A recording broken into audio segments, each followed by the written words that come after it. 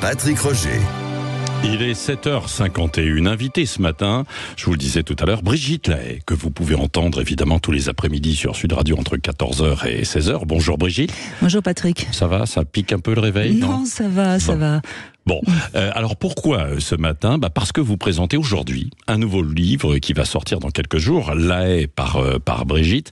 Alors c'est le récit, vous allez nous le dire, mais c'est le récit de votre vie jusqu'ici, de votre adolescence, à ce que vous êtes devenue, c'est-à-dire une femme très écoutée, après avoir tourné au cinéma X, la première actrice porno devenue célèbre. Vous avez aussi joué au cinéma classique, dans des comédies, et vous vous êtes tournée vers la radio. On a l'impression, en lisant en fait ce livre, que vous racontez la vie d'une femme libre. Est-ce que c'est cela le sens de votre livre? Alors oui, ça, je crois que être une femme libre, c'est évident que c'est une étiquette qu'on me met souvent, mais j'ai surtout eu envie de montrer que une vie, c'est aussi des épreuves, c'est aussi des moments formidables, et c'est ça que j'ai eu envie de montrer. C'est pourquoi je suis devenue ce que je suis devenue, parce que je suis passée par ces différentes étapes. C'est quoi les épreuves alors que vous avez subies alors, vécues? Aujourd'hui, tout le monde, les gens m'aiment beaucoup, me reconnaissent comme quelqu'un d'intelligent, comme etc. Ouais. Mais j'ai vraiment subi l'opprobre après le passage dans le porno, et il a fallu continuer à avoir la foi en soi et continuer à croire qu'on allait réussir quelque chose de sa vie. Pourquoi? Vous aviez une image après le porno?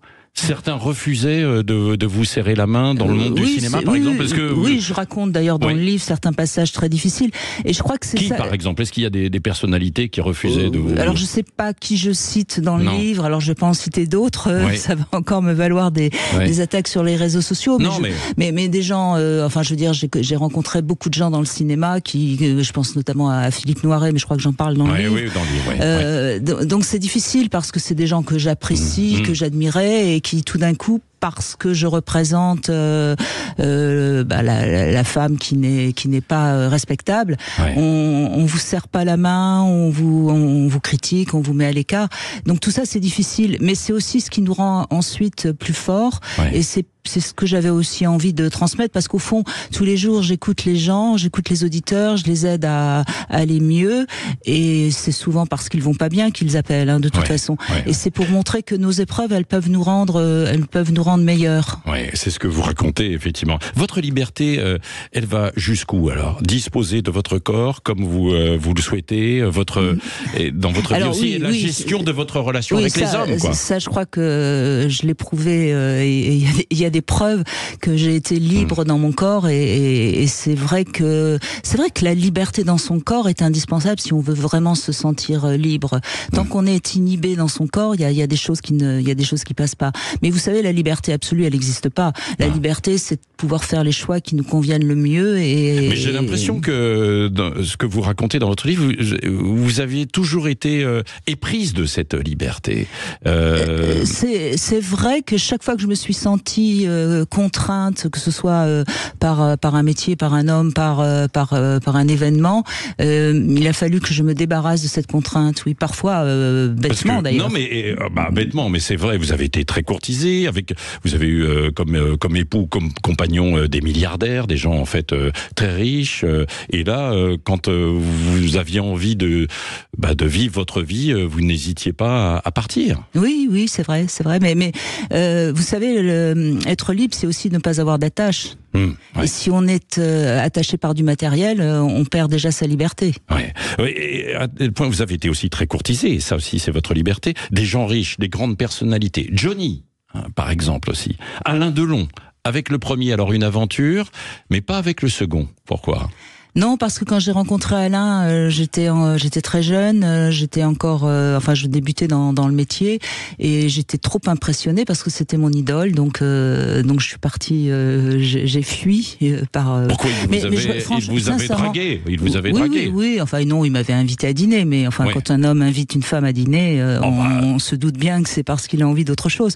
Mais parce que, cela dit, je regrette pas. Je pense pas. J'ai une de mes meilleurs amis qui avait eu une relation longue avec lui, et il m'a réinvité à cette époque-là à Douchy, et j'y suis pas non plus allée. Je crois pas que ce soit un homme qui aime vraiment les femmes, et ça peut être ce qui m'a sauvée. J'ai toujours senti les hommes qui aimaient les femmes et qui les traitaient bien. Pourquoi il n'aimait pas les femmes? Non, vous dites, vous pensez. J'ai eu la sensation, là, je ne l'affirme pas. Et votre aventure avec Johnny Hallyday? Oui, alors c'est une aventure qui a été très courte, mais qui a été très belle. On pourrait dire qu'on a retenu la nuit. Voilà. Oui.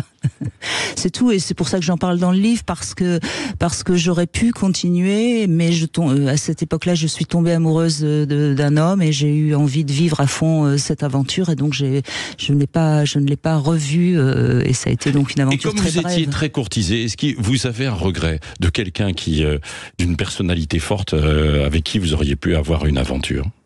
Non, pas vraiment. J'ai pour habitude de ne pas regretter quoi que ce soit. Oui. Quel regard vous portez aussi aujourd'hui sur le mouvement féministe, notamment dans le cinéma que vous avez connu? Alors, c'est complexe, parce que je crois que c'est bien qu'on se rende compte enfin que pour beaucoup de femmes, une relation sexuelle, c'est pas anodin. Je crois qu'il y a beaucoup de femmes qui peuvent se sentir abusées parce que elles n'ont pas, d'abord elles n'ont pas eu de plaisir, et ensuite elles n'ont peut-être pas eu ce qu'elles espéraient avoir dans une relation, parce que souvent la femme a la sensation de s'offrir, et quand on s'offre, on espère quelque chose en échange.